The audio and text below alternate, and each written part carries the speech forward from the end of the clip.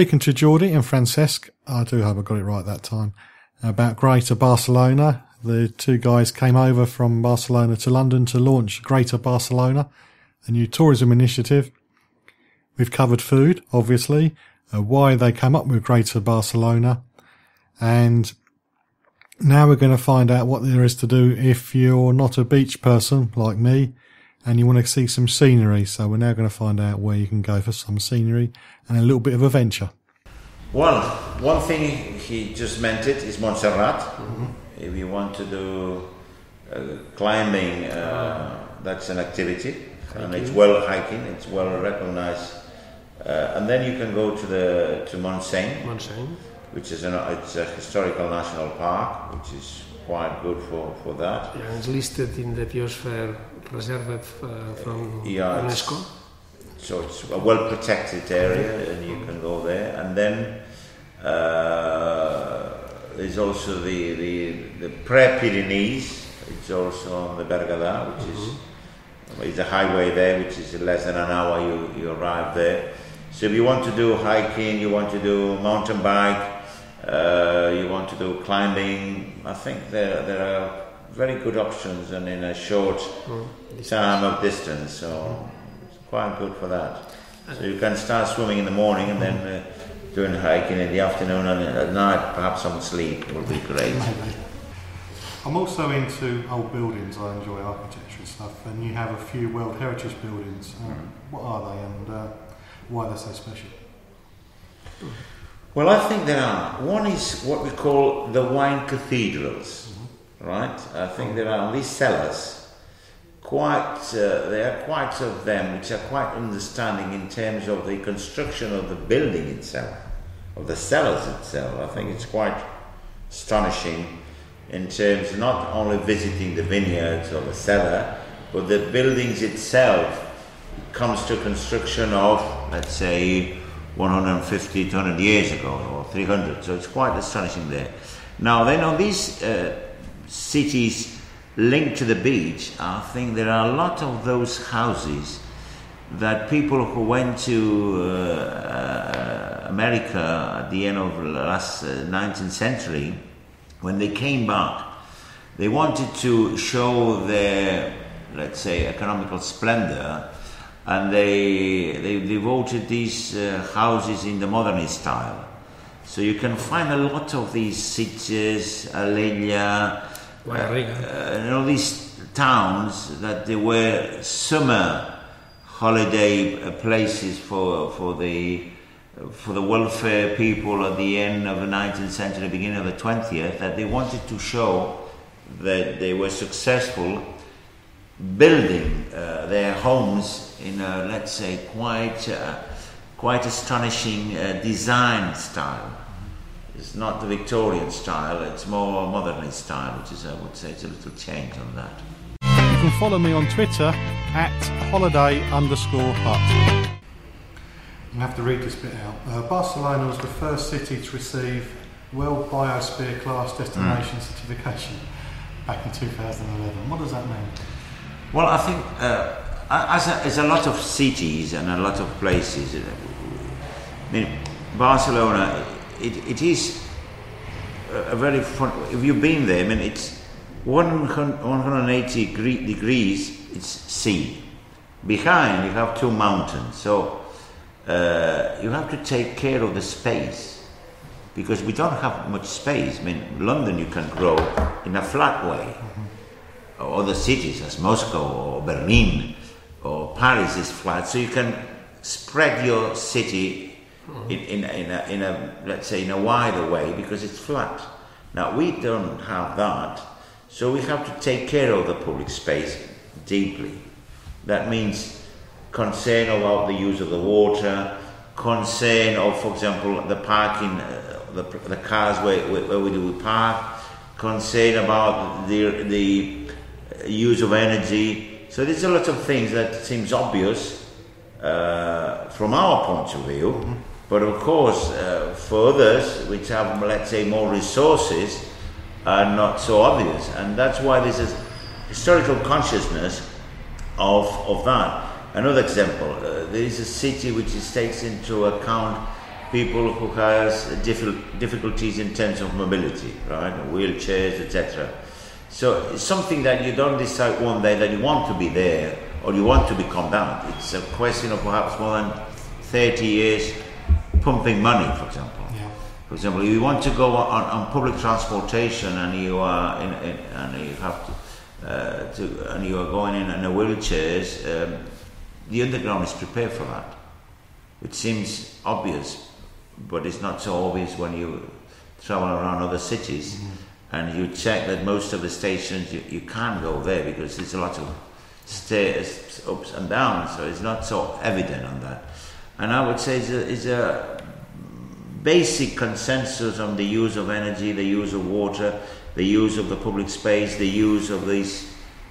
And I think that's what it makes that the city wants to be considered as a sustainable city. I would say on that. And that has also an effect not only in the city itself, but also in the boundaries, right? So it's not only a question of Barcelona wanting to be, but all these, let's say, county also wants to be sustainable in global terms. So you're constantly evolving, both as a responsible city and for responsible tourism. Yeah. Well, that's the challenge, I would say. I mean, when you're visiting a place, you want to be respected and be treated adequately, of course. But then, as I say, but when you go in there, respect those who are living there. It seems obvious, but sometimes it's not so evident, right? And I think the challenge for visitors, not only in Barcelona, but also in London or everywhere, is to respect the people who are living there. Because you may be there for a weekend, but they are living there the rest of the year, right? So this is a sort of a culture of values and rights and obligations, and that's what I think we are trying to be.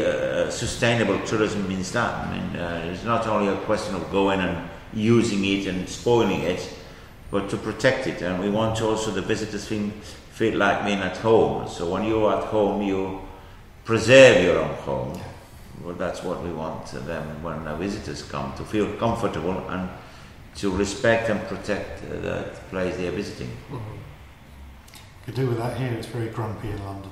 No, I think that's there's not only a question, unfortunately, only for London. I may say that's the great challenge of all the cities now, because there's a new concept which has already arisen, which is this concept of city break. Now, you can take an airplane and go nearly everywhere you want around Europe, and it's very cheap, etc. And the fact of being cheap, people think that they can do what they can spoil the place, you know, and just throw the dustbin on the floor, treat badly the bench or whatever. No, I think it's like being at home. I think you have to protect and respect that things, and you wanted to keep it, you have to do it.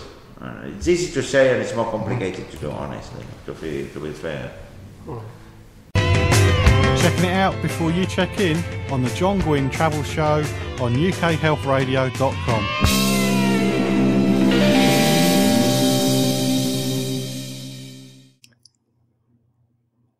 We're coming to the end of the feature on Barcelona. There's just a few more minutes to go. If you've been to Barcelona and you have some great pictures to share, please do post them at facebook.com/John Guinn Travel Show. And that's where I'm going to be putting the websites so you can find out more about visiting Barcelona and the area if you want to go there for a short break. Go on to a slightly easier question, but can still be complicated. Talking of city breaks, if somebody's just got 3 days to spend in Greater Barcelona, what should they do? Well, I would say, and that's the idea. I mean, if he's been the first time, perhaps you may remain on the city. That's, I would say, obvious. But if you have been to the city, and that's one of the data we've got from the analysis of our figures, then is that offer we are explaining. And I would recommend, depends whether you want to do nature or want to you do wine or food. I mean, I would say it depends what you like. And depends on what you like. I'm absolutely convinced that you may get a real offer, right? Whether you are a youngster or a person who is working or already elderly. So the area offers you a lot, but it depends whether you've been first time or not, honestly. Okay. So you've been the first time, of course, it's like you've been the first time to London, you visit London, right? But you've been more times, and you decided to go to that museum you've never been, for example, or you've been to that place you've never been. So, and it's always out from the tourist guides. Oh. So what we're saying is allowing people who wants to come to Barcelona to just start looking through Google or through our website, etc. It's much more. There's a lot of things to do. It's the same here, but you have to know them and you have to show them. And that's why we like that. If you've been, just let yourself be, let's say, seduced by the territory. And if you look to our website, which is Visit Barcelona, there are already an offer of activities, not only of doing activities in Barcelona, but we have a lot of them linked with them. Mm-hmm. So there's more than 55, we have 250 activities already listed, but 55 already from outside. So it's just start visitbarcelona.com and you may see all these offers of activities.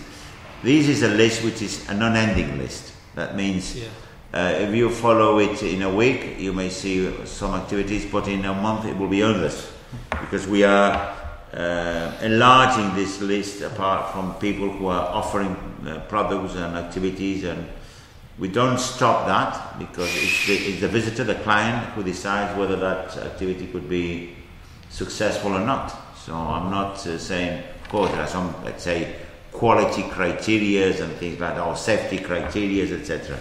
But apart from the quality and safety, if there's an activity that people wants to develop, it's I would say free market, but it's more or less like that, right?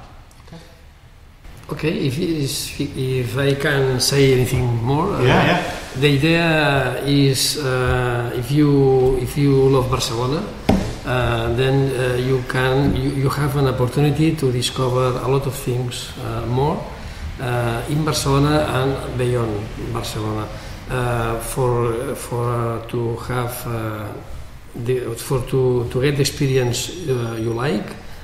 In doing a sport, doing golf or running or hiking, or testing a good gastronomy or tasting wine in these three areas we say before, Penedès, Bages or Alella. Well, it's a lot of things to do with family, with alone or with a group of friends. It's just know what can do in Barcelona and get. Okay. So it looks like I'm going to have to go once a month for a few years then to make sure I try everything. So I hope you next time we can do this interview in Barcelona. That will be positive and greater, right? Be a bit warmer as well. Well, thank you for listening to this week's travel show. The web information for Greater Barcelona will be at facebook.com/John Guinn Travel Show, and the links for the Traveling Chimps website will be there too. If you've been inspired by the Traveling Chimps and you're going to set up and travel, please do share your experience with me, either through the Facebook page or contact me, and maybe I can feature you on a future show. And I do hope you can join me next time on the Travel Show with John Guinn on ukhealthradio.com, where each week I'm checking it out before you check in.